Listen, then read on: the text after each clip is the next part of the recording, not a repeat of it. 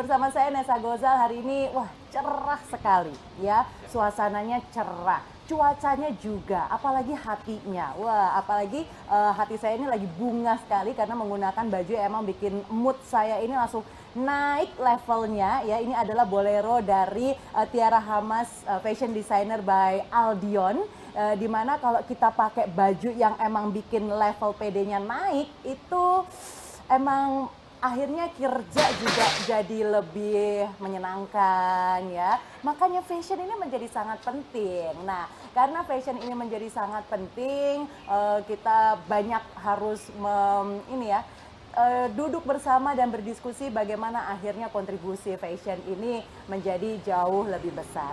Tapi tentunya tidak tanpa tantangan. Tantangan di dunia fashion ini luar biasa banyak juga. Yang sekarang kita akan bahas adalah kompetensi dan keterampilan dari sumber daya manusia. Nah, dari waktu ke waktu kalau ngomongin tentang fashion juga pasti ngomongin tentang SDM-nya gimana nih gitu kan. Nah, itu yang akan kita bahas pada hari ini.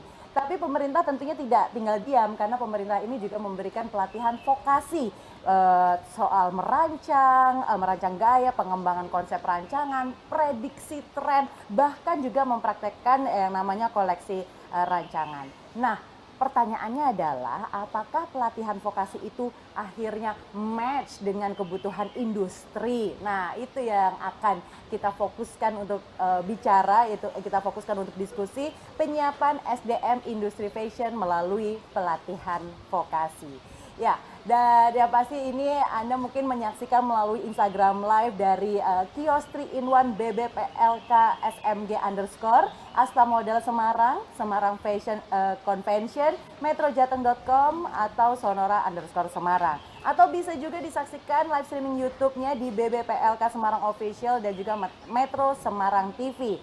Yang sekarang lagi dengerin di radio di Sonora Semarang, halo. Dan juga Anda juga bisa menyaksikan ini di TV-ku Semarang. Yang pasti terima kasih untuk metrojateng.com, TV-ku Semarang dan juga Radio Sonora Semarang. Sudah hadir di sini untuk nanti kita bisa berdiskusi bersama Dirjen Bina Latas Pembinaan Pelatihan dan Produktivitas Kemenaker Republik Indonesia, Bapak Budi Hartawan. Selamat pagi Bapak. Selamat pagi Mbak. Wah, ini pakaiannya bagus banget loh Pak. Ya, ini buatan BBPLK. Buatan dari binaan BBPLK Semarang, nggak main-main ya Pak ya. Baik, lalu juga sudah hadir di sini Bapak Edi Susanto, Kepala Balai Besar Pengembangan Latihan Kerja Semarang. Halo Bapak Edi, apa kabar Pak? Kabar baik, assalamualaikum. Waalaikumsalam. Kalau sama Pak Edi nih semangat terus. Di samping saya ada Pak Dedi Mulyadi Ali, ini adalah Ketua Apindo Semarang. Apa kabar Pak? Baik. Nanti kita bahas pengusaha ya Pak ya, dari sudut pandang pengusaha. Karena kalau sudut pandang pengusaha ini selalu dinanti-nanti. Ada desainer yang sudah melalang buana, nanti kita ngobrol pastinya. Ada Mas Eko Chandra, halo Mas. Halo, assalamualaikum. Terima kasih sudah bergabung di sini di Semarang. Dan juga di ujung sana ada ini desainer muda, salah satu andalan dari BBPLK Semarang ya. Ada Mas Nasrul Arif, ini alumni BBPLK Semarang. Assalamualaikum. Waalaikumsalam. Oke. Ya ini narasumbernya udah oke. Jadi kita sekarang akan mendengarkan terlebih dahulu ada keynote pastinya yang akan disampaikan langsung oleh Dirjen Bina Latas Kemenaker Republik Indonesia. Untuk itu monggo silahkan Bapak Budi Hartawan. Baik.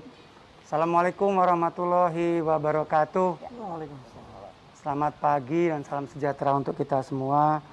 Yang saya hormati Pak Kepala BBPLK Semarang dan seluruh jajaran. Yang saya hormati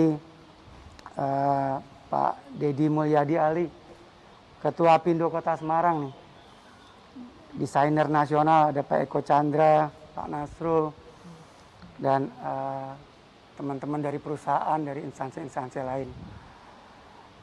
Pertama-tama tentunya kita panjatkan puji syukur pada Allah Subhanahu wa Ta'ala, karena pagi hari ini kita masih diberikan kesehatan. Di tengah-tengah pandemi COVID, kita masih bisa berkumpul untuk kita bisa sama-sama menyaksikan Semarang Fashion Convention. Nah, kalau kita lihat di dunia usaha, fashion itu merupakan gaya hidup yang nggak pernah berhenti. Mau pagi, mau malam, terus berputar fashion itu. Jadi kontribusinya cukup besar di dalam perekonomian nasional, dan Indonesia merupakan salah satu dunia fashion yang sudah dikenal di luar negeri. Nah, ini contoh-contohnya, desainernya sudah melanglang buana tadi disampaikan. Nah, inilah yang kita coba pemerintah memberikan fasilitas berupa keterampilan dan kompetensi yang bisa dilakukan di Balai Besar Pengembangan Latihan Kerja ini. Nah, melalui BBPLK Semarang ini kita dorong para SDM agar memiliki kompetensi dan keterampilan yang sesuai dengan pasar kerja yang diminta. Nah, Pak Dedi dari sektor usaha pun kita bekerja sama. Kita terus memperhatikan trennya seperti apa ke depan. Oleh karena itu di Balai Besar Pengembangan Latihan Kerja ini disesuaikan standar kompetensinya, disesuaikan semua teknologi yang diperlukan agar kita bisa mencapai standar kompetensi tersebut. Jadi pemerintah terus memperhatikan hal-hal yang diperlukan oleh masyarakat, keterampilan-keterampilan apa yang diperlukan agar apa? Mereka yang lulus dari pelatihan-pelatihan di Balai Besar Pengembangan Latihan Kerja ini bisa dapat langsung bekerja di dunia fashion, atau dia mau berusaha di dunia fashion. Nah, itu dua hal yang bisa terus pemerintah lakukan dukungannya. Mengenai rancangan dan lain-lain, prediksi tren, kita tentunya bekerja sama para desainer. Mereka yang tahu ke arahnya kemana, sehingga input-input yang itu diberikan kepada kita untuk kita terus sesuaikan. Saya kira itu beberapa hal yang bisa saya sampaikan. Pemerintah melalui Semarang Fashion Convention ini akan terus mendorong para desainer-desainer muda kita untuk terus berkiprah, berkreasi, untuk menghasilkan produk-produk fashion yang dikenal bukan cuma nasional tapi dunia. Itu yang kita harapkan. Saya kira itu yang bisa saya sampaikan. Terima kasih banyak atas perhatiannya. Nanti kita bisa berdiskusi ke depannya seperti apa sih. Nah, ini yang kita perlukan. Jadi bukan saat ini aja yang kita lakukan pemahaman-pemahamannya terhadap industri, tapi ke depannya 5-10 tahun lagi mau kayak apa. Ini yang terus dilakukan dan didorong oleh pemerintah. Saya kira itu, Mbak. Terima kasih banyak. Dengan mengucapkan Bismillahirrahmanirrahim, Semarang Fashion Convention secara resmi saya nyatakan dibuka. Wah, terima kasih Bapak. Ini karena kita tuh live di 2 studio Bapak. Jadi ini yang di studio satu lagi tepuk tangan kencang sekali nih Bapak ya. Iya, betul, iya. betul. Luar biasa kalau BPPLK Semarang bikin acara tuh pokoknya revolusioner begitu ya. Ini talk show-nya ada di luar. Yang melihat ini tadi ada dari berbagai macam sosial media dan di dalam studio juga ada. Terima kasih Bapak Budi Hartawan yang sudah membuka secara resmi acara pada hari ini. Dan hari ini saja ini sudah berbeda. Kalau biasanya kita di Semarang Fashion Convention 2020 ini kita ngobrol di dalam studio. Ini kita di depan studio kreasi, begitu ya Pak Edi ya? Ini adalah studio kreasi. Jadi kalau misalnya di BPPLK Semarang itu ada 4 studio. Dan kalau masuk ke studio kreasi ini, pokoknya keren banget deh ya, karena memang di studio kreasi ini tempat untuk menggali ide. Nah, nanti kita tanya sama yang suka pakai ruangan ini, yaitu alumninya ya, tapi itu nanti ya. Kita mau ngobrol-ngobrol, diskusi pada hari ini, Pak. Mungkin saya boleh ke Pak Budi terlebih dahulu. Pak Budi, ini kan memang tantangan dari dunia fashion ini. Selalu kalau dibahas adalah SDM pastinya. Begitu. Iya. Ini bagaimana sih pemerintah melihat hal ini? Karena kita tahu bahwa dunia fashion bahkan Indonesia sendiri sebenarnya ditargetkan menjadi center fashion muslim dan segala macam begitu ya. Artinya SDM-nya juga harus kuat. Bagaimana pemerintah menyiapkan hal ini Pak Budi? Baik, terima kasih Mbak. Jadi kalau kita lihat ke depannya, fashion tidak pernah mati. Ya, saya sampaikan. Fashion ke depan akan menjadi tulang punggung ekonomi Indonesia, salah satunya. Bahkan di masa pandemi ini ya Pak ya? Pasti, di masa pandemi ini coba kita lihat, masker kita nih keren-keren nih. Ya. Siapa yang ciptakan? Ya para desainer. Nah, kita harus bekerja sama terus dengan industri, udah pasti kita lihat kemana arahnya, karena dunia industri yang tahu arahnya seperti apa. Para desainer seperti apa. Nah, kita coba combine-kan, pemerintah di situ dukungannya. untuk menjembatani. Tadi kita di Balai Besar ini mencoba mengisi keterampilan-keterampilan itu. Kompetensi, standar kompetensi udah kita buat. Harus diikuti. Kalau standar kompetensinya menyatakan seseorang harus memiliki kompetensi seperti ini, semua peralatan yang ada di sini termasuk instrukturnya kita sesuaikan. Itulah peran pemerintah untuk melihat supaya nggak ketinggalan. Nanti kita siapkan teknologi maupun instruktur yang nggak sesuai sama pasar kerja, nggak ada gunanya. Nah, kita sesuaikan terus ke depan seperti apa. Nah, dengan adanya kerjasama antara industri, para desainer, dan juga pihak-pihak lain, kita mencoba mencari trennya ke arah mana. Itu yang terus kita sesuaikan. Artinya pemerintah akan selalu hadir ya Bapak ya? Betul. Pemerintah akan selalu hadir karena memang mengingat potensinya sangat besar. Ya. Baik, Pak Edi yang setiap hari berkecimpung di sini ya Pak ya, BPPLK Semarang begitu. Bagaimana sih Pak peta di industri fashion di Jawa Tengah ini kalau dilihat dari SDM-nya? Sudah cukupkah begitu di Jawa Tengah ini, di Semarang mungkin lebih khususnya? Bagaimana menurut Pak Edi? Ya, Semarang khususnya Jawa Tengah ya, Semarang ini memang dipersiapkan menjadi kota fashion kan ya. Nah, sudah barang tentu itu harus didukung oleh sumber daya manusianya yang memang harus menyesuaikan dengan kebutuhan dunia kerja di bidang fashion ini. Nah, melihat peta yang ada untuk SDM fashion terutama di Semarang atau khususnya di Jawa Tengah, ini masih cukup harus ditambah ya. Karena seperti tadi dikatakan oleh Pak Direktur Jenderal, yang namanya fashion itu kan tidak akan pernah mati walaupun di masa pandemi ini.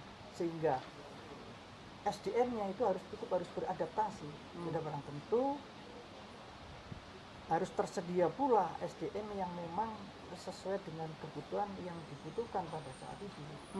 Artinya memang BPPLK masih terus banyak sekali menampung SDM-SDM yang untuk akhirnya dilahirkan begitu ya? Ya sudah barang tentu, karena yang namanya di fashion teknologi itu kan tidak hanya sekedar menjahit, ada desainernya, kemudian ada yang memproduksinya, ada yang marketingnya, jadi sangat luas coverage atau cakupan dari bidang fashion teknologi ini. Sudah barang tentu SDM-nya harus disediakan dalam katakanlah yang mencukupi seperti itu. Ya. Tadi sebenarnya saya ingin tanya pelatihan apa saja yang ada di sini Bapak. Cuman saya langsung ke Pak Dedi dulu. Pak Dedi kalau dilihat nih, Pak Dedi kan yang ada di lapangan sebagai pengusaha begitu ya. Sebenarnya pelatihan-pelatihan vokasi yang dilakukan oleh pemerintah itu sudah cukup menjawab belum sih Pak kebutuhan industri Pak? Jadi kita lihat secara umum dulu. Jadi sumber-sumber tenaga kerja yang di perusahaan itu ada yang pelatih, ada pelatih waktu melamar. Jadi yang pelatih itu biasanya dari daerah seperti ini, dari masing-masing kabupaten kota itu punya balai pelatihan. Dan juga dari provinsi ada juga di sini Tapak Haji, itu lengkap juga. Kalau industri ini kan memang kita ini kalau bilang memerlukan orang. Jadi waktu sebelum pandemi itu Jawa Tengah ini pernah kesulitan mencari tenaga kerja. Karena waktu itu banyak lokasi datang ke sini, ada yang pengembangan ya, ada juga yang investasi baru masuk ke sini. Karena masih termasuk Jawa Tengah ini masih termasuk seksi lah untuk industri padat karya. Nah, waktu pandemi itu memang terjadilah pengurangan-pengurangan. Tapi ini artinya pengurangan-pengurangan itu hanya sementara, mungkin karena industri di sini tetap masih berproduksi tapi kapasitasnya yang memang yang turun.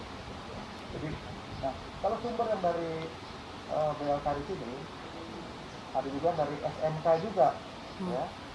Ada juga anak-anak mahasiswa itu yang lagi libur sekolah ini juga melamar di industri. Nah, jadi itu menjadi sumber-sumber yang untuk industri. Tapi yang masuk dari BLK ini, memang biasanya ada lebih ke siap pakai gitu ya. Karena di industri garmen itu kan ada juga yang soft skill, ada yang hard skill. Soft skill itu mungkin pakai mesin. Itu memang orang memegang mesinnya tidak mudah. Artinya dilatih dulu bagaimana menyesuaikan yang tadi apakah mesin biasa ini sesuai dengan yang di industri. Karena terakhir ini industri garmen ini, industri pakaian ini nanti jahit itu tidak seperti dulu lagi budi dalam sekarang pakai panel sistem ini.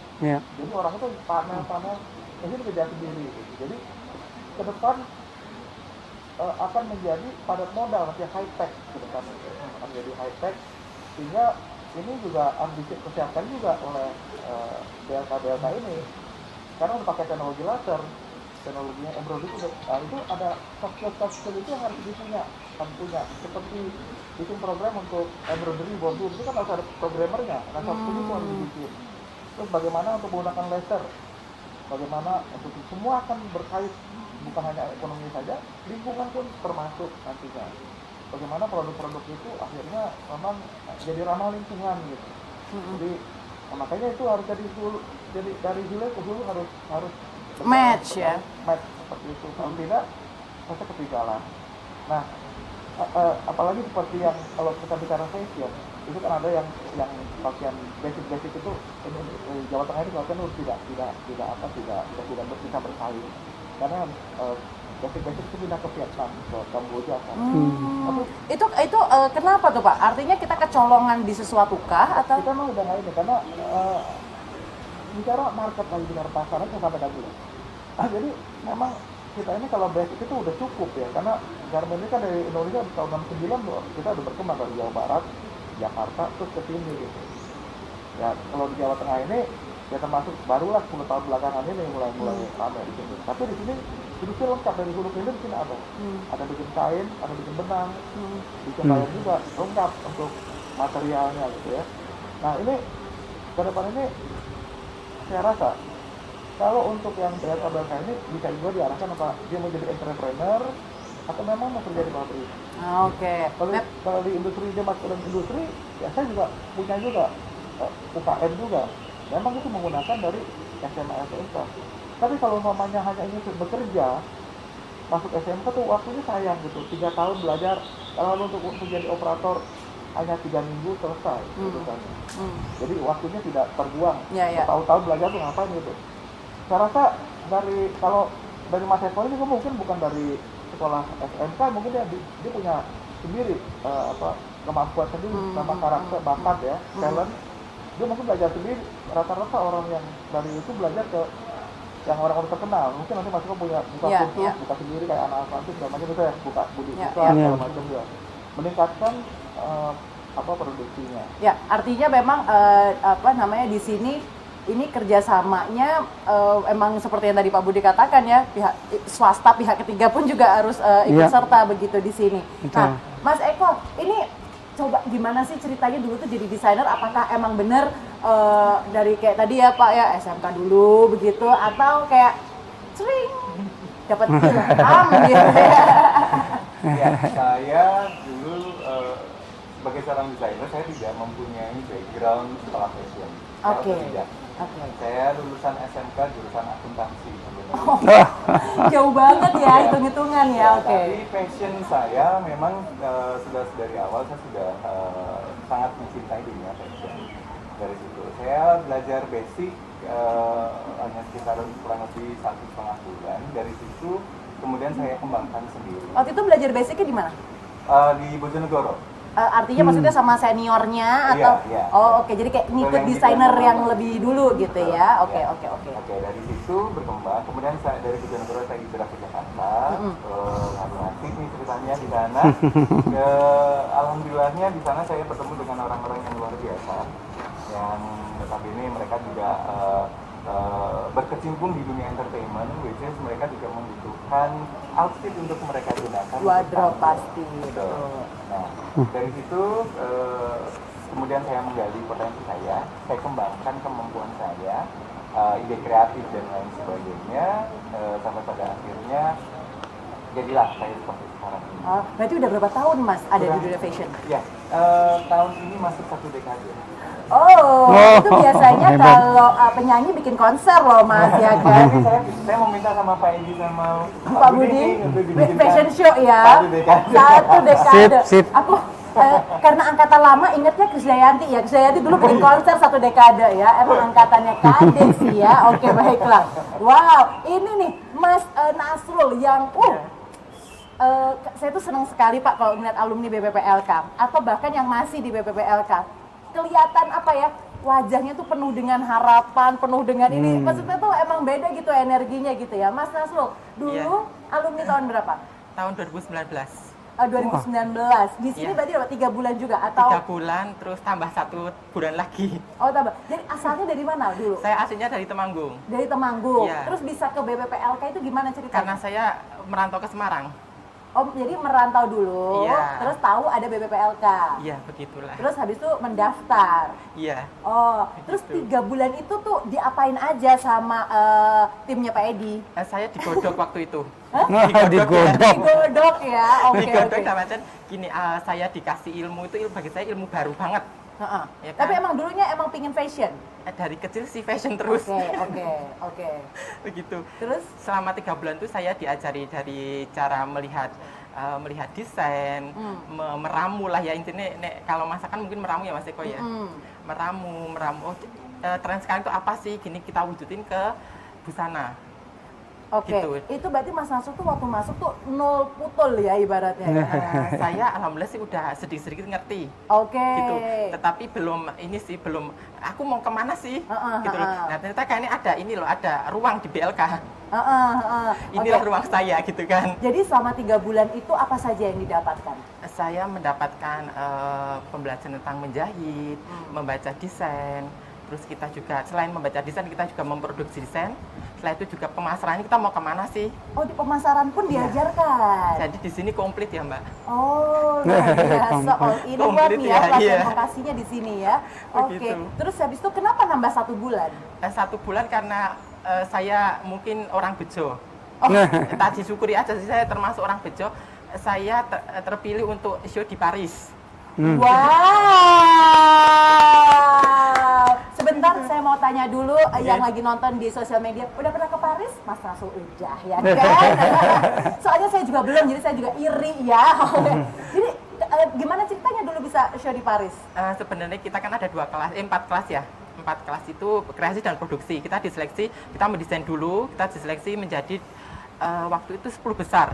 Sebenarnya saya ada berdua, yang lolos berdua. Saya sama Hasti itu dari ada temennya, produksi ya. Begitu. Itu undangan atau maksudnya dari BPPLK mengajak kalian atau bagaimana? Iya, jadi emang ini mungkin tahun 2019 itu kesempatan untuk BPPLK untuk show di luar negeri karena BPLK minta untuk anak-anak yang belajar di BPLK, ayo dong tunjukkan kreativitasmu gitu kan. Ya kita berlomba-lomba berarti 64 orang. Dari Indonesia? Ya, semua seluruh Indonesia kan muridnya itu dari Aceh sampai Merauke ya Pak ya. Oh, maksudnya BPPLK semua ya Pak? Oh, dari Ada Semarang 21 ada 2 ya. orang. Yang sekolah di sini gitu kan. Oke. Nanti kita cerita lagi ya di Baik, Paris gimana iya. gitu kan ya. Oke. Tapi ini menarik sekali artinya dan sambutan di sana oke. Alhamdulillah oke, karena maaf saya ralat ya, saya tidak berangkat. Oh, yang berangkat? Yang berangkat Bapak Edi sama Tapi Ibu. hasil karyamu berangkat. Iya. Kan? Nggak, tapi maksudnya di sana hasil karyamu diterima. Alhamdulillah laku semua. Alhamdulillah, keren banget. Jadi pulang koper kosong. Oh, pulang koper kosong, makanya ikut ya, jadi bisa belanja di sana, Nah, iya. ya kan? Oke, nanti kita ngobrol lagi, Pak Budi. Ini sudah ada hasil yang terlihat begitu ya. Nanti betul. kita minta tanggapan langsung juga dari Pak Budi. Tapi kita akan kembali setelah yang satu ini, jangan kemana-mana. Masih Anda ikuti Morning Talk Show bersama BPPLK.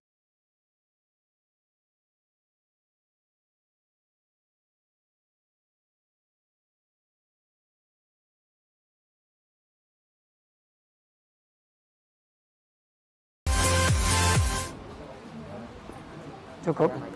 Boleh, biar agak clear ya.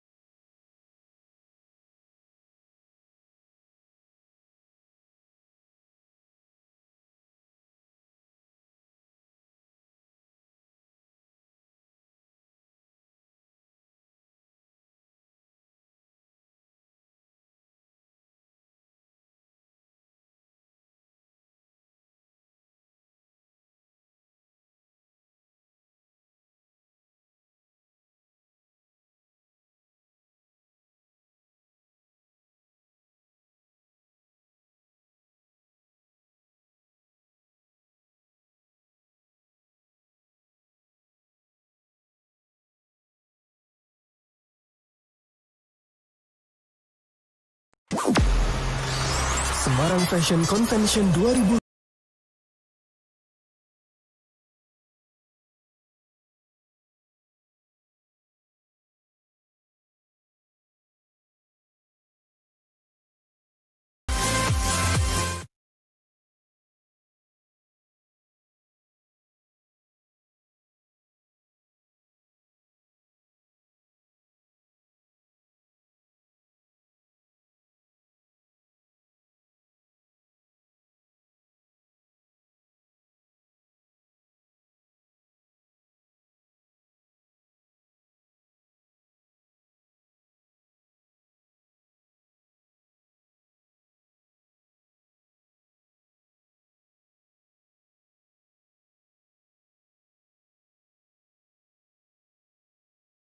Alhamdulillah diterima dengan baik, dan pastinya di sini juga ada desainer yang juga sudah luar biasa. Pak Budi, kalau melihat ini kan potensi, ini baru sekelumit potensi yang ada di depan kita gitu kan ya. Ini pemerintah mau dorong apa lagi Pak? Ini biar industri fashion ini benar-benar jadi dan Indonesia terkenal karena fashionnya juga gitu.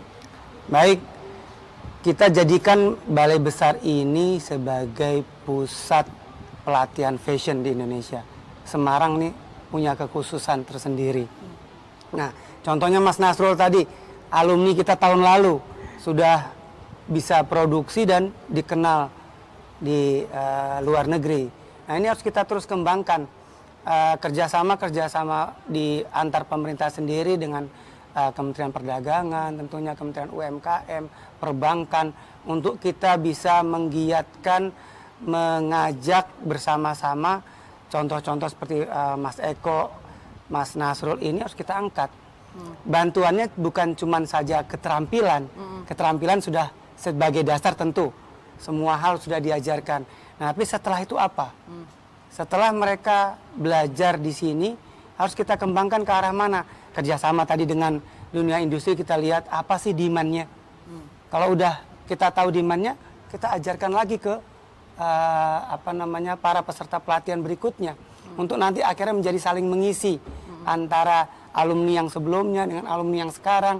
Nah, kemudian dengan industri, sehingga kalau kita dekatkan seperti itu, apa yang dihasilkan ya cocok dengan dunia industri. Itulah yang dilakukan pemerintah, terus memonitor, terus melakukan kerjasama untuk bisa menghasilkan seperti Mas Eko dan Mas Nasrul ini ribuan lagi. Iya. Dan bahkan jutaan lagi ya Pak ya? Jutaan lagi, betul. Iya. Dan tersebar agar hasil karyanya tersebar di mancanegara. Ya. Pak Edi, ini kan artinya bahwa kreativitas ini menjadi satu tantangan sendiri, ya kan, bagi desainer-desainer muda juga, bagi binaan dari BBPLK. Bagaimana BBPLK menjawab tantangan ini Pak? Oh iya, sudah sangat jelas itu ya. Apalagi di dunia fashion, itu kan tren selalu berkembang gitu kan ya. Nah, untuk itulah dalam rangka menyiapkan sumber daya manusianya, kita juga harus menyiapkan training program yang memang diperlukan dunia kerja pada saat katakanlah sekarang dan juga tren ke depan. Jadi selalu yang namanya training program itu selalu katakanlah berkembang, selalu dinamis seperti itu. Karena dengan training program ini sudah barang tentu nanti akan menghasilkan SDM yang memang kompetensinya, keterampilannya sesuai dengan dunia kerja yang memang dibutuhkan saat itu. Bekerja dengan siapa sih Pak BBPLK? Artinya kan untuk akhirnya bisa menggali potensi binaan BBPLK ini kan memang butuh SDM yang handal juga begitu, ibaratnya guru yang handal juga begitu. Nah, ini bekerja dengan siapa BBPLK? Ya, di dalam menyiapkan sumber daya manusia, terutama melalui pelatihan vokasi, itu Kementerian Ketenagakerjaan tidak berdiri sendiri, tapi memang harus menggandeng, berkoordinasi, bermitra dengan stakeholder. Kita sudah ada yang dinamakan dengan Forum Kemitraan Industri dan Lembaga Latihan Kerja. Inilah pentingnya forum komunikasi ini untuk kita bisa mengetahui kompetensi-kompetensi apa yang memang dibutuhkan oleh dunia kerja.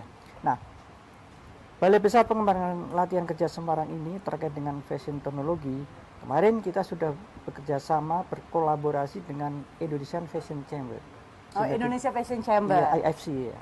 Sehingga IFC bisa katakanlah menghasilkan training program dilanjutkan dengan pelatihannya dan juga SDM-nya, seperti contoh dan ini alumnus kita tahun lalu ini sudah bisa berkiprah tadi di Paris ya, tapi juga di event nasional pun kemarin di awal tahun di bulan Februari ini di event MUFES ya. Ini Oh iya, juga MUFES mengikutkan. ya, Iya. di Jakarta. Iya. Ya, wow. Mas Nasrul ikut juga? Ikut. Oh, ikutan ya kamu ya? Iya, ya, karena itu memang ajang untuk memamerkan ya. Oke, Pak Dedi, kalau melihat seperti ini, apa sih yang bisa dilakukan kerjasama dengan Apindo, Pak? Saya rasa ke depan itu kan kita nggak bisa sendiri ya. Kita bagaimana kita bisa berkolaborasi, kita membangun suatu sistem antara dunia penyedia tenaga kerja, kan kita pengguna sebenarnya. Dan juga termasuk industri bukan hanya garmen saja, industri itu kan urutannya panjang. Kita dulu ini kan ada dari produksi bahan baku, ya, ada dari kainnya, dari pewarnaannya, baru sampai terakhir di garmen ini kan udah paling hilir terakhir. Jadi itu harus juga paham juga, gitu. Umpamanya ingin bermain keluar, jadi kita juga melihat cuaca juga, mau kita mau ekspor ke Eropa, kita kan ada musim ada 4 macam. Jangan kita jualan pakai musim panas, jualan jaket bisa cocok juga gitu. Mungkin musim juga berpengaruh. Di sini juga ada di di Semarang ini yang saya lihat sudah seperti itu satu katun gitu, jadi menyesuaikan gitu. Tapi kalau PNS ini saya lihat juga pemerintah biasa pakainya itu polyester karena mungkin kadang-kadang berkeringat makanya pada panas. Jadi menyesuaikan itu pada di sini kita pakainya katun gitu, jadi menyesuaikan itu tadi. Nah, untuk Pengetahuan seperti itu menjadi penting ya, Pak. Dengan kita industri, saya rasa bisa juga mereka berlatih, terutama juga kan penunjangnya kan banyak ya, seperti ekspor, konsumen keluar, kita bisa belajar dengan kita bagaimana berkomunikasi dengan buyer, bagaimana cara mencari buyer, kita bisa belajar. Banyak yang kita bisa pelajari, bukan hanya produksi saja, tapi penunjangan tadi. Bagaimana cara packingnya, bagaimana itu kan semuanya harus dipelajari. Jadi apalagi mencuci itu juga susah di Indonesia tuh, untuk mencuci pakaian ini sulit. Ya, yang saya tahu ahlinya tuh nggak begitu banyak. Itu cukup mahal bayarannya. Mencuci apa, Pak, maksudnya? Dari ini cuci warnanya seperti apa? Oh, untuk finishingnya. Oke. Kalau berarti warna, bagaimana dengan cahaya, bagaimana itu seperti itu. Artinya di sektor usaha masih dibutuhkan orang-orang yang ahli di hal-hal yang spesifik begitu ya? Ya, soft skill itu termasuk yang tadi bagaimana penggunaan kimia, bagaimana kimia ramah lingkungan. Itu kan banyak perban-perban itu sebenarnya pakaian itu kan cuma kain tapi dirubah nilai tambangnya itu kan, detailnya. Jadi selama ini yang saya lihat diajarkan itu kan hanya merubah bentuk dari kain menjadi itu, belum punya nilai value creation. Harusnya value creation itu yang mahal sebenarnya, di harga itu mahal. Contoh seperti orang bikin jaket ya. Jaket itu kan mungkin digunakan di daerah untuk main ski. Itu kan harusnya tidak dijahit tapi di press. Jadi itu udah cukup mahal. Untuk Ini tahu benar ya teknik-teknik ini ya. kenapa Luar biasa. itu masih hidup industri ini? Karena memang dia produksi juga mahal. Iya. Tapi kadang sedikit tapi gaji kan 5 juta, 10 juta. Karena jaki itu kan nggak boleh kena udara atau itu juga harganya, harga produksi itu 10 juta kan. Wow. Itu kalau diekspor ya nilainya pasti lebih tinggi lagi. Artinya di sini bahwa memang masih dibutuhkan keahlian-keahlian yang spesifik. Iya, yang itu yang mahal. Ya, dan itu yang mahal. Kenapa orang-orang di sini ya masih mendatangkan orang asing? Karena di Indonesia belum ada yang harus masih langka. Terus juga termasuk komunikasi, umpamanya aplikasi itu bahasa Inggris untuk komunikasi dengan buyer Eropa, kan kita harus berkomunikasi dengan bahasa Inggris. Itu juga bagaimana postingnya, kan saya rasa beliau bisa bikin, tapi mungkin postingnya bicara dengan orang-orang yang ahli di perhitungannya, mungkin begitu tanya harganya berapa, langsung jawab jangan harga berapa, itu saya hitung dulu ya, kan nggak bisa begitu. Otomatis gitu. Profesionalismenya juga. Misalnya berapa nih, kalau ini berapa kesanggup, terus kontinuitas dari produk. Kadang-kadang kan nggak konsisten, kadang-kadang hari ini beda, besok beda. Itu juga ada kualitas yang baik. Jadi mesti ada standar-standar, ya baik sekiranya mungkin itu mesti ada kecil begitu, jangan dianggap. Jadi nanti itu mendukung dari kualitas dari produk, kualitas. Jadi harus menguasai semuanya. jangan semua main single trader. Iya, iya. Main jualan, main beli barang juga gitu semua. Ya. Oke, ini menarik ya. Keahlian yang sangat spesifik yang akhirnya jadi punya value yang mahal, yang akhirnya bukan hanya untuk buat langsung dari sini ke garmen atau dari sini langsung kayak Mas Nasrul, enggak, tapi ada value-nya. Sebelum ke Pak Edi, saya mau nanya ke Mas Eko. In real life di desainer selama 10 tahun gitu ya, apa sih sebenarnya yang masih dibutuhkan di dunia fashion ini yang mungkin bisa di-provide oleh pemerintah?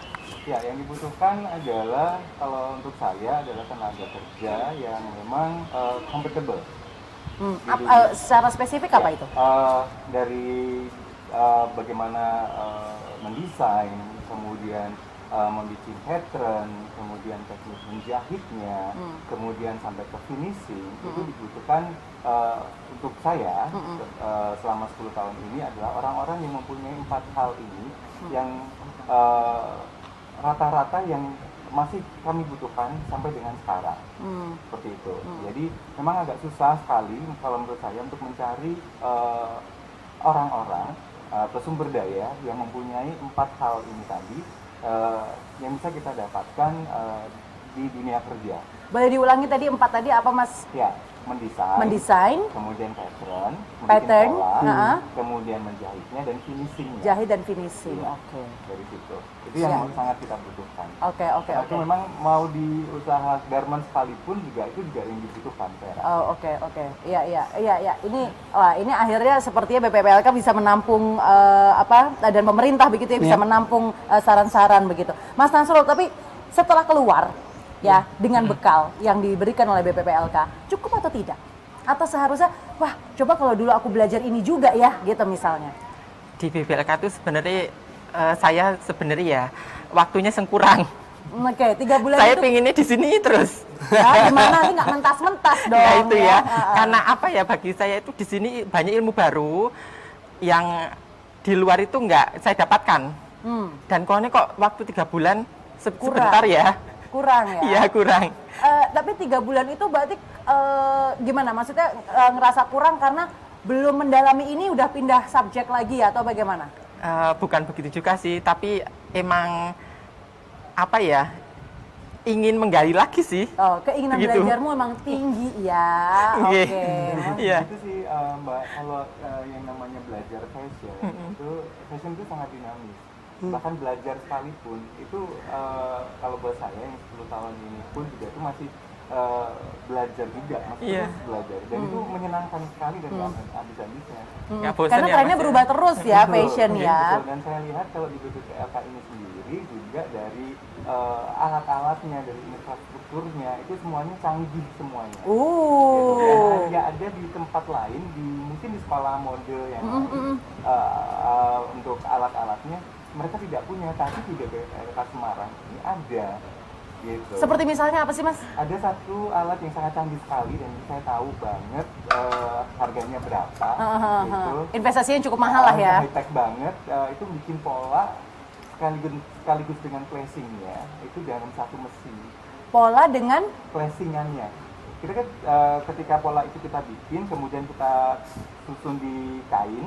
Nah, itu mesin itu sudah dengan sendirinya membuat pola sesuai dengan desain, sesuai dengan ukuran, dengan size-nya, kemudian sesuai dengan flashingannya. Jadi tidak banyak kain yang terbuang.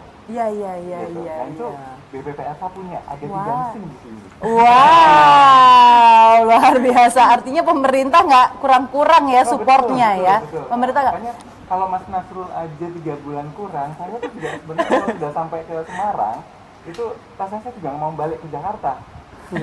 Pengen banyak menggali, mempelajari juga beberapa alat-alat yang ada di sini yang memang luar biasa canggih. Dan yang terbaru. Dan yang terbaru. Ya. Pak Edi, ini kenapa sih Pak kok sedia? Kan investasi itu kan mahal Pak. Kenapa harus menyediakan hal-hal seperti itu untuk teman-teman di BPPLK? Iya. Tadi sudah disampaikan oleh Pak Dirjen ya, bahwa pemerintah itu hadir untuk menyiapkan SDM di dunia kerja. Nah, terutama melalui pelatihan vokasi. Inilah fungsi dari tugas dan fungsi dari Balai Latihan Kerja itu memang seperti itu. Jadi di dalam balai itu satu memang ada katakanlah training programnya itu yang kalau kita katakan softwarenya kan ya, tapi juga perlu hardware-nya. Seperti sarana prasarana ya, seperti yang dikatakan Mas Eko tadi, kita alhamdulillah sudah tersedia. Ini memang usaha Pak Dirjen kita yang memang harus push untuk melengkapi di Balai Latihan Kerja khususnya fashion ini, baik dari aspek training programnya, kemudian SDM-nya maupun sarana prasarananya.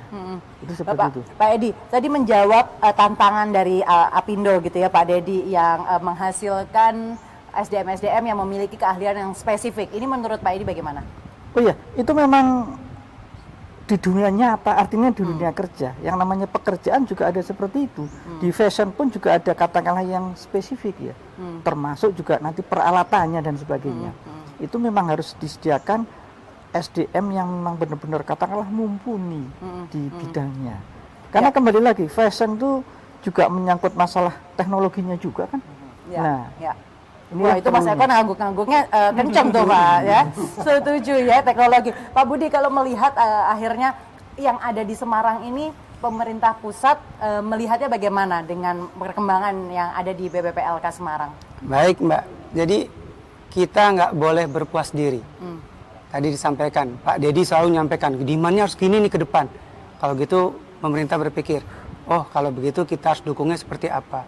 Para desainer kita kumpulkan, kalau umpamanya demand seperti ini, gimana cara mendesainnya? Perlunya apa sih alat-alat? Maka tadi Pak Edi nggak pernah itu, selalu usul, Pak alatnya perlu yang kayak gini dirubah lagi. Ini perlu dirubah lagi. Ternyata fashion 2 tahun ke depan akan arahnya ke sini. Kita rubah lagi. Nah itu gunanya pemerintah selalu memonitor trennya kemana. Nah kalau kita nggak monitor nanti akan kita menghasilkan SDM-SDM yang istilahnya kuno gitu. Keterampilannya kuno. Akhirnya nggak kepake di dunia kerja. Nah Pak Eko tadi sampaikan peralatan di sini paling canggih. Ya memang itu yang kita siapkan. Dan akan terus kita selalu memonitor itu. Pak Edi dengan apa namanya networknya melihat oh ke depan seperti ini, langsung ngusul, Pak tahun depan kita harus perlu beli ini. Ya harus kita carikan. Artinya komunikasi dari BBPLK Semarang dengan pemerintah pusat ini juga cukup lancar ya Pak? Selalu. Makanya kita selalu monitoring, kita lihat, kita kumpulkan, kita bikin event-event seperti ini untuk kita lihat arahnya seperti apa. Nah kadang-kadang ya para desainer yang mengarahkan kemana. Industri kadang-kadang ikut juga melihat ceruk pasarnya itu seperti apa gitu kan. Nah kemudian pemerintah mendukung semua sarana prasarana termasuk keterampilan-keterampilan SDM-nya. Karena gimana mau bisa dibilang kuno ya kan, baju yang dipakai sama Pak Budi Atawan aja ini hasil dari BBPLK Semarang. Nah, justru itu Mas Nasrul tadi sampaikan, Pak Bapak harus sedikit pakai baju hasil dari BBPLK. Ya kita pakai ini sekalian promosi buat Mas Nasrul sama Mas Eko. Ini nggak ada bilang, Bapak Budi bajunya kece deh gitu ya. Ternyata dari BBPLK Semarang ya Pak. Betul, betul. Dan itu jauh dari istilah kuno tuh Pak ya. Oh iya jauh sekali. Match-nya. Ini Pak Edi juga Pak. Oh iya ini hasil kanannya ini Mas Nasrul. Kemarin sore ini udah jadi, alhamdulillah. Mas Nasrul pakai pilat. Mas Nasrul juga pakai punya Mas Nasrul sendiri. Iya. Oh, jadi Mas Nasrul ini sekarang setelah akhirnya menjadi alumni, ya, berarti sudah jadi alumni berapa lama? Belum ada setahun ya? Mau 1 tahun ya, 1 tahun sekarang ya. Sekarang udah September ya. Oke, 1 sekarang tahun. ini akhirnya masuk ke dunia nyata hutan rimba ya kan? Iya. Lalu bagaimana? Artinya ilmu-ilmu yang didapat BBPLK ini bisa diterapkan di dunia nyata perdesaineran. Alhamdulillah sejauh ini bisa semua. Oke. Iya. Oke. Dan ikut show. Udah show kemana aja? Ya, kemarin sempat di Jogja. Beliau datang, saya kaget. Saya show kok beliau datang. Nah sekarang kok duduk bersama. Wah, ada kehormatan. Tahun 2000 berapa kita show ya Mas ya? 2000 kemarin ya tahun.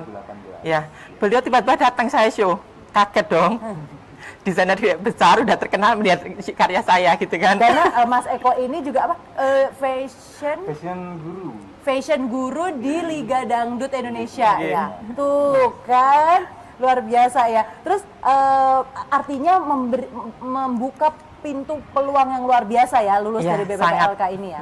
Pernah kesusahan nggak? Maksudnya Oh oke. Kan kayak kalau lulus sekolah nih ya, aku kebayang, oke lulus sekolah, sudah nilai bagus, oke terus aku harus kemana ya, gitu nggak sih? Atau Kalau tetap intan? kendala sedikit masih ada, tetapi kalau selama ini, setelah dari alumni dari BPLK sekolah di sini, semua orang tuh kayak, oh BPLK ya? Langsung deh, kan ya jalan jebus gini loh. Oh, jalan gitu tol loh. gitu Ya, ya. itu kayak sekarang udah ada jalan tolnya, BPLK kayak payungnya. Udah payung dan memayungi seret gitu loh, Mbak. Oh, Bahasanya artinya seret nih. lulusan dari BPPLK Semarang nih di luaran udah, oh ini udah pasti oke nih Iya, gitu ya. bener. Wow, Oke. jadi setahun ini udah show di mana aja Mas Nasrul? Saya di Jogja, terus di Semarang. Ya paling Jogja Semarang ya Mas ya. Terus di Jakarta, di Manmu Fest itu. Gitu Apa sih. yang paling tidak bisa dilupakan dari hasil dari BPPLK ini? Ya nggak bisa itu ya Nek. Kalau lembur. Kalau apa? Kalau lembur malam. Kalau lembur malam. Tugasnya. Tapi itu yang membuat kita untuk ini sih maju gitu loh. Kalau kita nggak digodok, nggak disuruh ini sampai malam, nggak mungkin jadi seperti saya yang masih kayak seperti ini dan akan menjadi seperti Mas Eko mungkin. Wah, amin. Amin. Ya. Kan kita pingin punya banyak Mas Eko lainnya ya kan di Indonesia gitu ya. Iya. Oke. Kalau misalnya bisa minta sesuatu ke Pak Edi dan ini ada Pak Budi Hartawan ya. Iya. Kamu sebagai lulusan BPPLK Semarang, apa yang kamu akan minta? Mungkin saya akan minta event-event seperti ini, event fashion gitu kan, untuk menggali tren fashion di Indonesia, khususnya di Semarang juga. Ayo dong kita bikin kayak gini lagi, datangkan desain-desain di Indonesia. Tadi sempat ngobrol sama Mas Eko. Alhamdulillah sering. Oh. Jadi ya Mas ya. Jadi saya sudah kenal beberapa tahun dari Mas Nasrul ini. Nggih. Karena saya melihat karyanya Mas Nasrul ini, kalau menurut saya, menurut pandangan saya, beliau ini adalah upcoming designer nanti. Apa? Upcoming. designer. Oh, upcoming designer. Karena desainnya memang bagus sekali. Bagus ya? Otentik, jadi dia sudah bisa membuat karya dengan identitas dia sendiri, tanpa mencontek atau memplagiat karya orang, dan dia sudah bisa membuat karya dia sendiri. Dan itu saya salut, makanya saya ketika Mas Nasrul ini ada show di mana, saya penasaran kalau ada yang pasti akan datang. Terus kemarin di Mufest, kebetulan saya juga ikut Mufest juga. Kita ketemu di sana, Iya. terus saya juga melihat karyanya beliau luar biasa. Wah, kalau Mas Eko di sini juga pakai bajunya Mas Eko sendiri ya? Bukan, ini adalah BPPLK? karya anak BLK yang sekarang masih belajar. Ongoing, Iya, masih ongoing. Terus ini saya kemarin juga ada menilai dari 16 kelompok yang ada di anak-anak BPPLK Semarang ini. Kemudian saya nilai dan nanti dua terbaik yang saya nilai akan show bareng sama saya nanti. Biasa, luar biasa. Karya bareng sama saya. Itu maksudnya kolaborasi itu atas ajakan BPPLK Semarang atau gimana Mas? Kalau Mas Nasrul bisa minta, saya juga bisa minta. Oke. Ini, bulan Agustus kemarin saya datang ke BPPLK, kemudian Pak Edi cerita akan ada SFC ini, kemudian saya mengajukan diri, Pak, saya mau diajak. Iya. Nah, artinya emang harus sinergitas kan ya, harus Kemudian kolaborasi. saya mengajukan ke beliau, nanti ketika saya gelar karya, saya juga ingin mengajak siswa yang sedang belajar di sini untuk membuat karya. Nanti akan saya nilai yang terbaik, dua terbaik akan gelar karya bareng bersama saya, satu panggung bareng sama saya. Wah, ini kalau misalnya kakak-kakak kelasnya begini baiknya mah enak banget ya.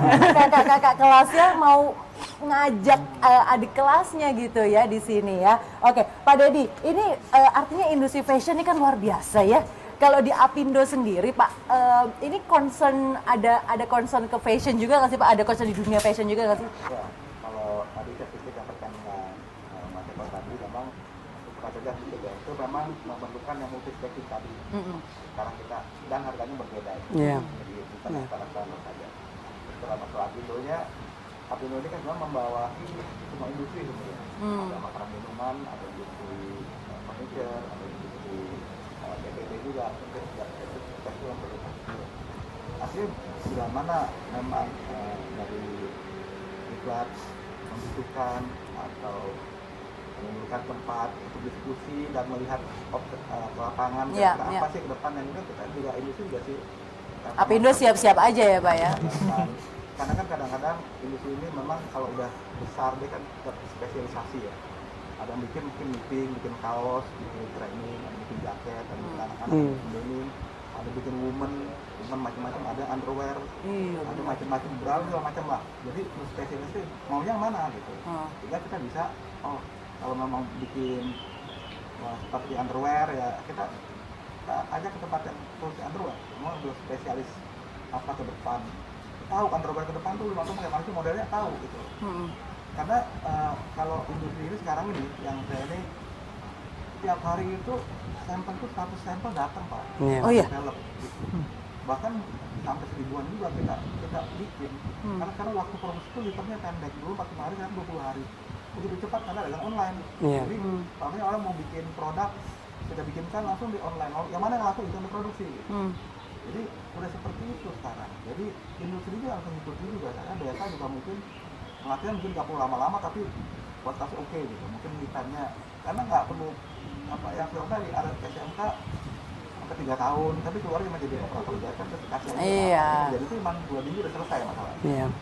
Jadi kalau memang menjadi pengusaha tadi dari mulai orang satu orang bisa ngerti dari mulai pola sampai produksi jahit sendiri itu memang kayak Mas Eko dia memang tahu untuk apa nih. Cuma tapi untuk satu produksi yang lebih luas karena kan harus melibatkan juga orang-orang nggak bisa punya ahli seperti ini. Iya. Mas Eko ini pasti dia kan jadi pengusaha pasti. Nah Pak, kalau dilihat tadi kan kita punya setiap orang pasti punya karakter yang berbeda ya kalau di dunia industri ataupun di pengusaha begitu ya Pak. Kalau Mas Eko ini kan tidak segan-segan untuk oke, yuk berbagi gitu kan ya. Mas Nasrul juga nggak segan-segan untuk aku mau deketin seniorku gitu kan ya. Artinya kalau misalnya dari Apindo sendiri yang bisa nggak Pak untuk memberikan gambaran juga nih kepada para apa sih ngomongnya siswa atau binaan ya kalau di BPPLK peserta pelatihan ya. Peserta pelatihan ini yang mungkin sekarang sedang ongoing, apa sebenarnya selain hard skill yang sudah diberikan oleh BPPLK, apalagi yang mereka harus punya? Jadi memang kalau bicara dengan Mas Eko ini kan dia soft skill ya, memang tidak semuanya punya bakat seperti itu. Kan itu memang talented given by Allah yang memberikan itu, dia punya bakat. Tapi kan ada juga orang-orang memang yang ingin belajar. Ya itu mungkin perlu dari industri Apindo itu mungkin kita ada UKM yang memang bisa menjadi memberikan masukan. Karena kan di sini juga pasar Indonesia kan cukup luas ya. Apalagi sekarang busana muslim kan jadi tren. Mana juga kita main di pasar sini aja masalahnya sebenarnya kalau memang modelnya update terus, sosial itu kan banyak sekarang ya, perlu untuk kita kolaborasi bagaimana yang tadinya biasa-biasa aja menjadi luar biasa gitu. Iya added value bisa punya membonceng nama Mas Eko tadi, Mas Eko berdatang ke sini kan kebanggaan juga, punya value sendiri gitu.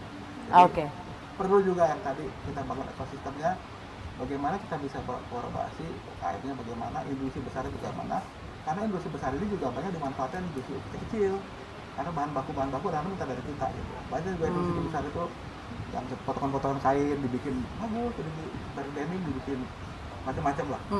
Itu juga bisa menjadi mitra dari segi bahan bakunya.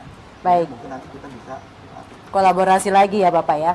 Pak Budi, ini kita kan ada di masa pandemi begitu ya. Bagaimana tantangan ini di Kemenaker Pak menyediakan SDM di masa pandemi seperti ini?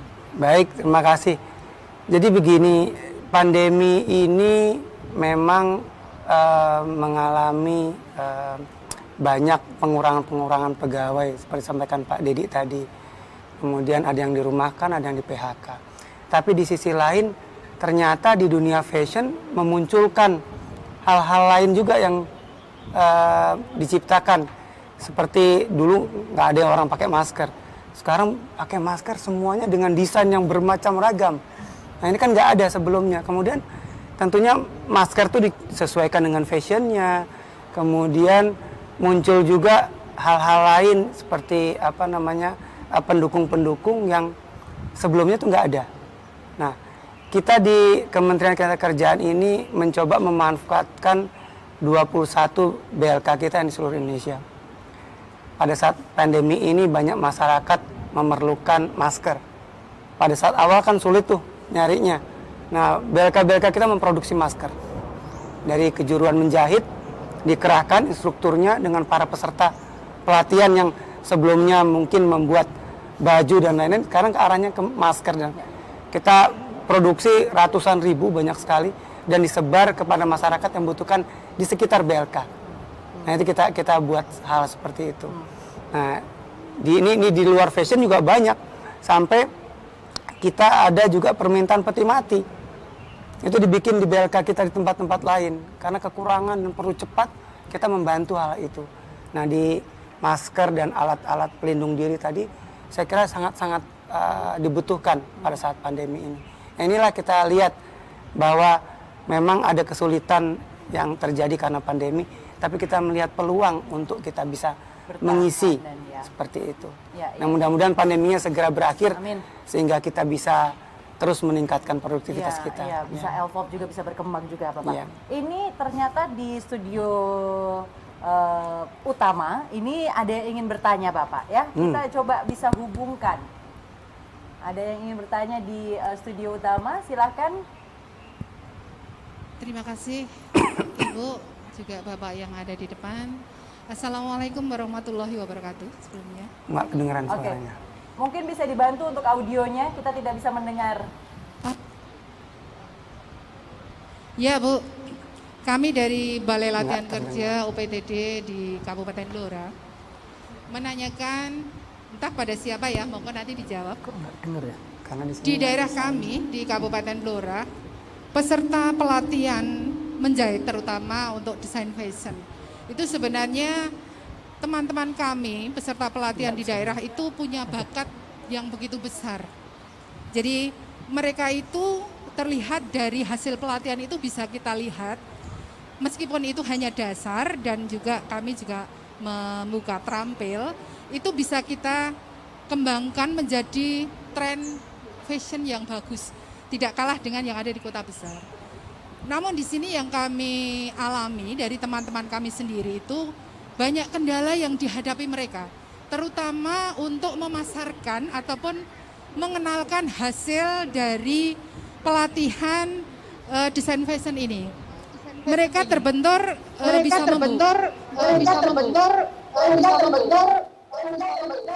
hanya bisa membuat, tapi tidak bisa untuk mengenalkan ke wilayah lain. Mungkin karena dinilai kalau hasil ciptaan atau desain dari anak-anak ataupun orang-orang di daerah itu kurang kurang bonafit mungkin ya. Nah, ini yang membuat teman-teman kami yang ada di daerah itu menjadi pesimis, Pak, Ibu. Jadi mereka terhenti di situ.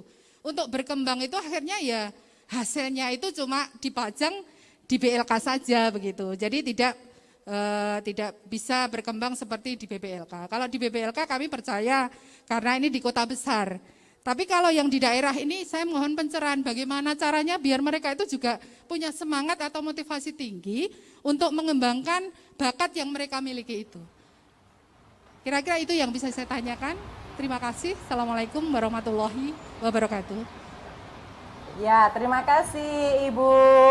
Ya, ini sepertinya ada kendala di audio, tapi kita tadi hanya mendapatkan sedikit, kita bisa mendapatkan sedikit yang ingin disampaikan adalah yang di daerah begitu. Mungkin kalau yang di Semarang mungkin aksesnya lebih mudah, Mas Eko bisa datang ke sini, bisa datang ke sini, tapi kalau yang di daerah begitu.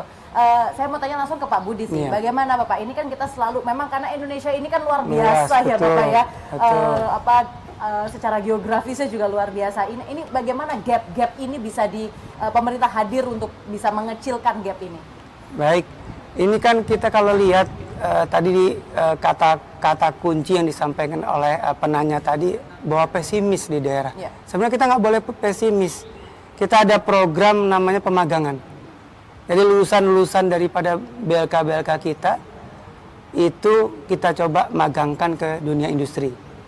Nah, Di kota lain. di kota-kota lain, ya sesuai dengan daerahnya. Di sini kan yang belajar ke sini kan banyak dari seluruh Indonesia. Nah, mereka pulang, ya kita minta kepada dunia industri untuk menerima mereka, memanfaatkan keterampilannya untuk bisa magang di situ. Sehingga mereka nanti cukup ilmu di akhirnya bisa mungkin berusaha sendiri dan lain-lain. Nah, jadi kita mencoba melingkan antara alumni BLK itu dengan dunia industri yang kita harapkan. Jadi teman-teman di daerah itu jangan pesimis. Banyak hal, contoh Mas Nasrul tadi sebenarnya itu bentuk optimisme. Nah, kita bisa menciptakan dengan Indonesia yang luas seperti ini, sangat spesifik karakter daripada fashion di masing-masing daerah yang bisa diangkat.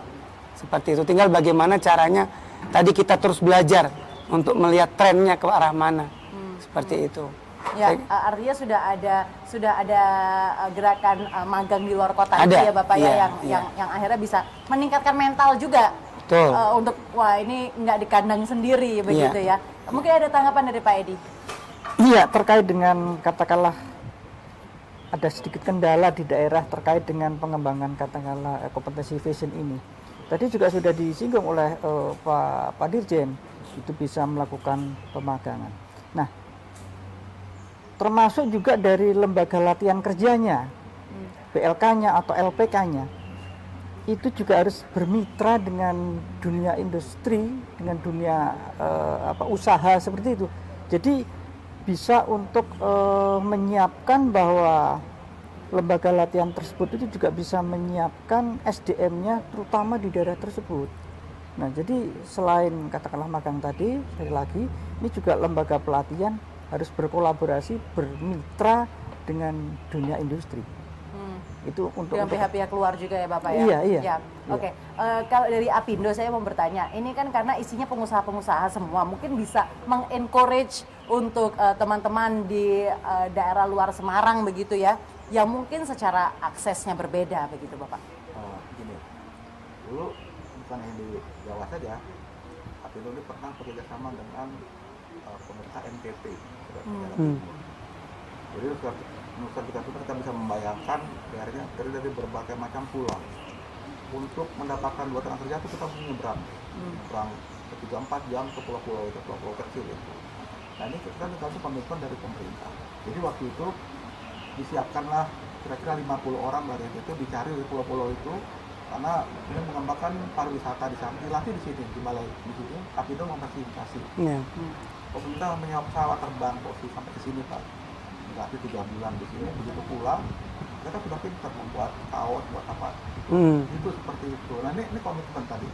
Jadi goodwill dari pemerintah, yang bila mana mau ya bisa saja. Nah, terus yang 50 itu ditawarkan lagi mau bekerja di industri di sini, mau mencoba.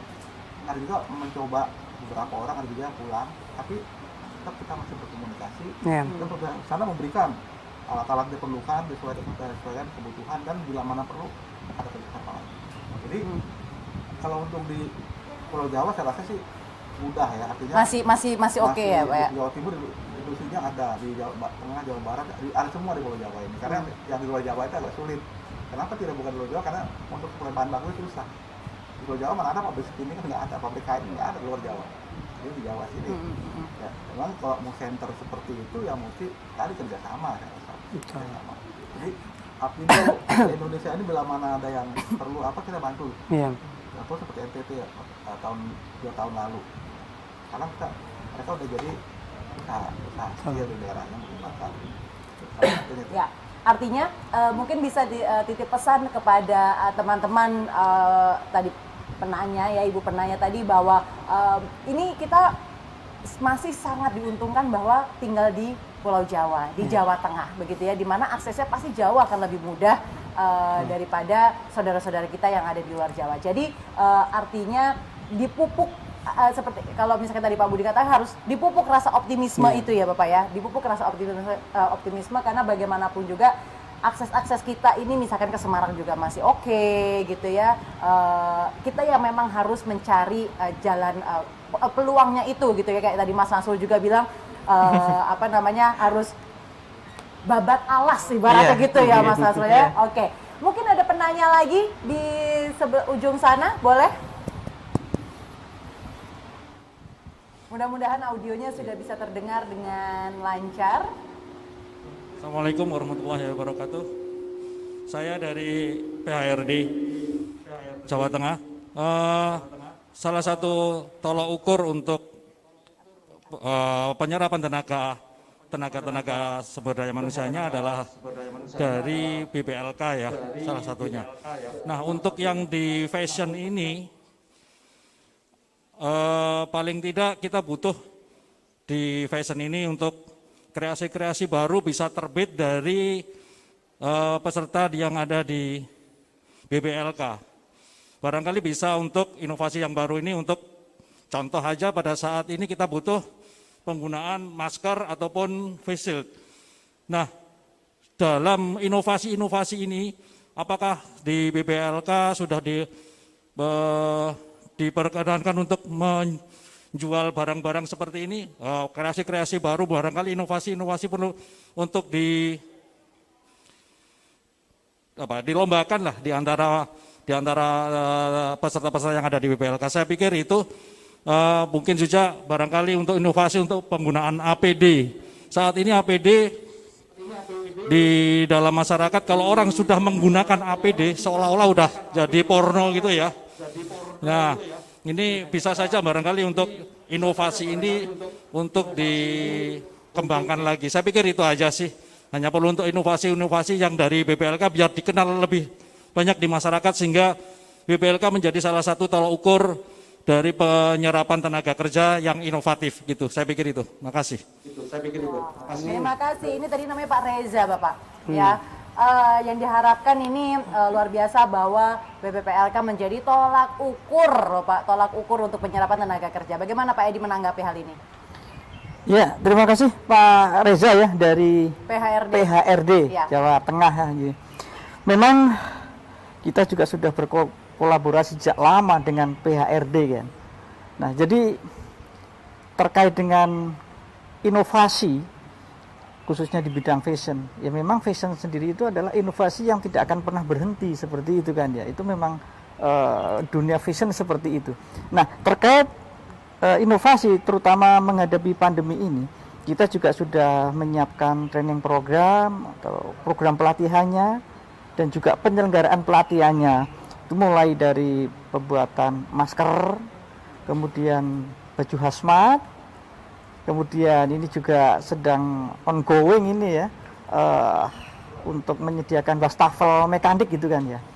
Jadi memang itu sangat diperlukan mengenai inovasi-inovasi. Sebagai contoh seperti masker saja.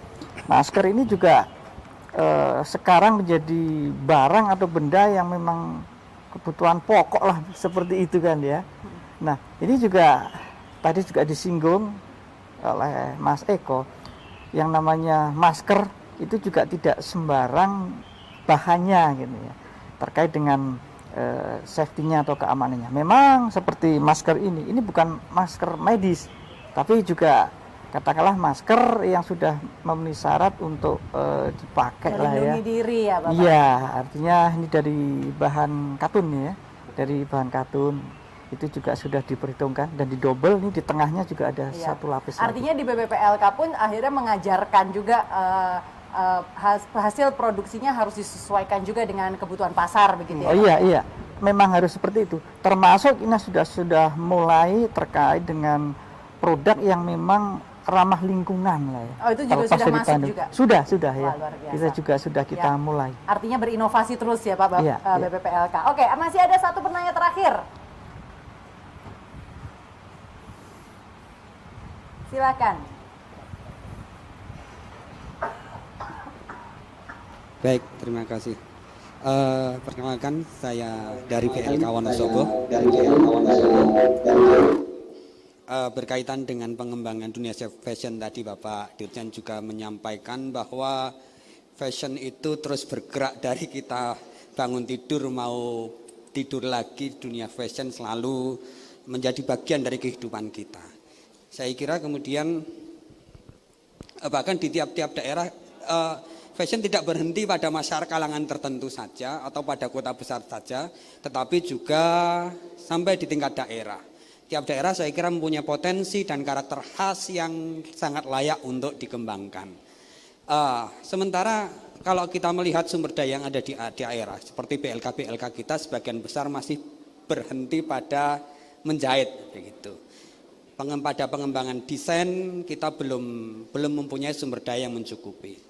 Mumpung ada Pak Dirjen dan juga Bapak Kepala BPPLK, memungkinkan tidak kemudian BPPLK, Kementerian lewat BPPLK kemudian mempunyai roadmap bahwa keterampilan ini perlu terus di-downgrade-kan sampai di tingkat daerah.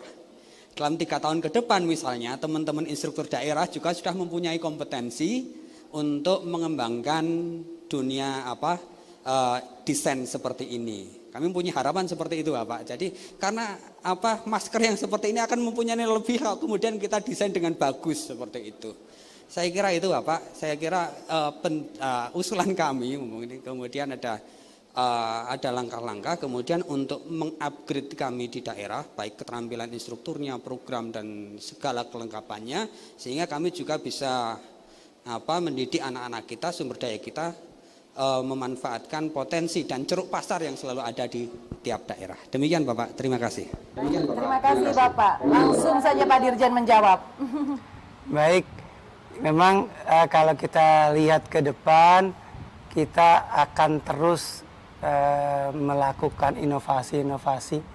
Kita akan terus melihat perubahan ke depan seperti apa. Dari perkiraan-perkiraan proyeksi kita itulah kita nanti mencoba menyesuaikan program-program pelatihan, menyesuaikan semua standar kompetensinya, berikut dengan peralatannya. Nah, jadi kalau nanti alumni dari BLK kita, itu kita harapkan nggak ada yang nganggur. Ya. Alumni BLK kita harus semuanya bisa bekerja atau berusaha. Nah, maka kita punya tagline, kalau mau bekerja, ayo ke BLK. Wah. Seperti itu. Okay. Nah, ini yang kita harapkan ke depan. Ya. Kita bisa memiliki peran yang strategis untuk melihat. Kita sudah punya transformasi BLK. Di 21 BLK itu kita lihat kekhasannya untuk suatu daerah atau mau dijadikan dia seperti apa. Kita sudah punya transformasi Artinya BLK. yang di daerah juga punya kesempatan yang sama atau tidak Pak untuk belajar sesama di BLK Semarang? Artinya yang di kota-kota kecil lainnya pun itu kurikulumnya dalam tanda kutip itu sama dengan yang didapat di BLK Semarang? Bisa begitu, karena begini, Balai Latihan Kerja pemerintah pusat itu menjadi pembina kepada Balai Latihan Kerja di pemerintah daerah. Nah, ini kita kerjasama antara pemerintah pusat dan daerah, itu yang kita harapkan bisa menyesuaikan hal-hal tadi, baik itu kurikulumnya, peralatan dan lain-lain, sehingga apa yang dilakukan pembinaan oleh seperti contohnya BBPLK Semarang ini kepada unit pelayanan teknis pelatihan kerja di daerah itu harus ada sejalan. Kalau enggak nanti cuman di BLK ini aja yang maju, tapi BLK-BLK yang daerah tidak maju. Nah, ini harus sejalan. Oke, nah, bisa kita petakan. Ya, bisa, memang itu kita lakukan. Di BLK kota kecil itu bisa minta sesuatu nggak Pak? Bisa. Kita di Kudus misalnya kita butuh ini Pak, ada potensi ini, bisa gitu ya Pak? Ada bantuan peralatan, bantuan instruktur-instruktur yang dilatih di kita di sini. Artinya harus agresif juga untuk bisa berkomunikasi dengan pemerintah pusat. Tentunya, ya, mereka belajar dulu informasi pasar kerja di lingkungannya, kemudian mengusulkan kepada kita untuk pengembangannya seperti apa. Baik. Pak Edi, ini ada pertanyaan dari peserta Zoom meeting, peserta yang ikut melalui Zoom begitu ya. Ini kan tadi saya juga ngobrol, yang boleh ikut peserta pelatihan itu maksimal umur 24. Kalau di atas 30 tahun masih bisa nggak sih Pak? Kan itu juga masih usia produktif.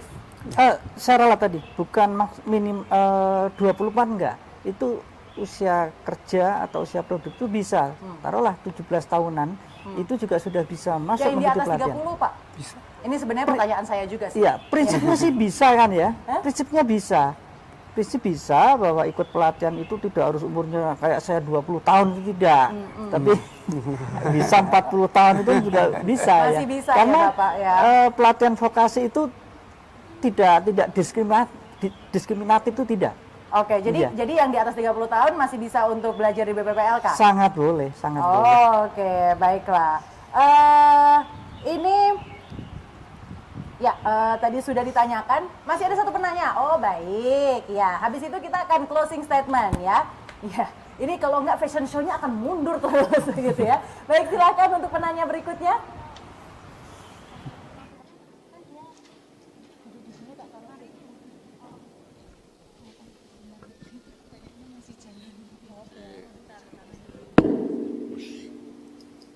Oke, sudah tidak bisa ya. Baik, kalau begitu boleh sedikit berikan closing statement Bapak untuk singkat saja. Mungkin dimulai dari Mas Asul dulu deh. Closing statementnya, apa yang harus dikatakan teman-teman ini tentang BPPLK Semarang? Ayo. BPPLK payung kita, oh, kita. Oke, baiklah, Mas Eko silakan. Kalau saya mau kerja BLK aja. Nah, mau kerja BLK aja gitu. Pak, ada Pak ini random ya? Ini sebagai pengguna tentunya membutuhkan manusia-manusia yang siap kerja. Saya rasa BLK ini menjadi salah satu bukan mensuplai ya, mitra dunia industri untuk bekerjasama memajukan terutama untuk produk fashion dan industri juga berada di Jawa Tengah. Oke, baiklah. Pak Edi monggo, Pak. Iya, singkat saja ya. Untuk bisa memiliki kompetensi atau keterampilan, datanglah ke Balai Latihan Kerja. Luar biasa. Pak Budi, Pak Dirjen, monggo. BLK itu menjadi salah satu cara kita untuk meningkatkan keterampilan. Tadi saya sampaikan dan juga teman-teman kalau mau kerja, ayo ke BLK. Nah, kita sepakat, kita satu suara di sini ya. Kalau mau kerja, ayo ke BPPLK Semarang gitu ya. Baik, terima kasih Bapak Dirjen, terima kasih Pak Edi juga, terima kasih Pak Dedi, terima kasih Mas Eko. Nanti kapan-kapan pakai bajunya boleh juga dong ya kan. Nasrul, aku juga tunggu loh ya karya-karyanya ya.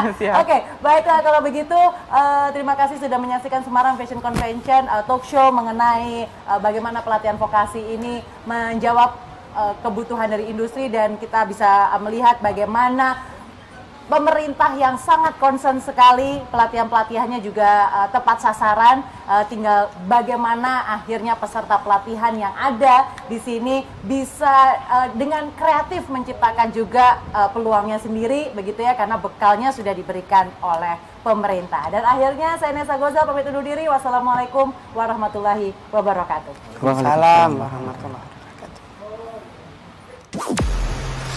Semarang Fashion Convention 2022